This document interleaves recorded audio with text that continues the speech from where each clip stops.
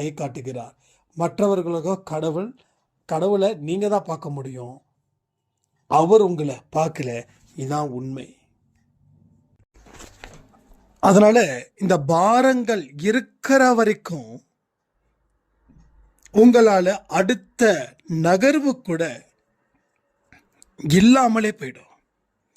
ஒரு நகர்வை கூட நீங்க எடுத்து வைக்க முடியாத அளவுக்கு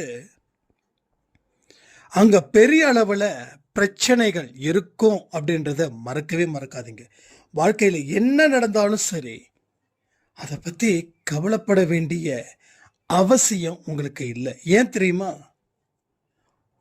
தெரியுமா? ஒரு சரியான பாதையில நீங்க டிராவல் பண்றீங்க. ஃபர்ஸ்ட். ரெண்டாவது, உங்க கடமைகளை சிறப்பா செய்றீங்க. மூணாவது, ஒழுக்கத்துடன் கூடிய ஒரு சூப்பரான ஒரு செம்மையான வாழ்க்கைய நீங்க வாடுறீங்க. இந்த 3 விஷயங்களும் உங்களுடன் இருக்கும்போது என்ன கவலை வந்தாலும் சரி, அதுக்கு நீங்க பொறுப்பு இல்லைன்னு முடிவு பண்ணிக்கோங்க.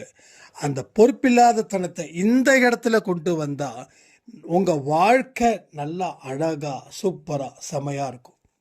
உறவுகள் தான் பெரிய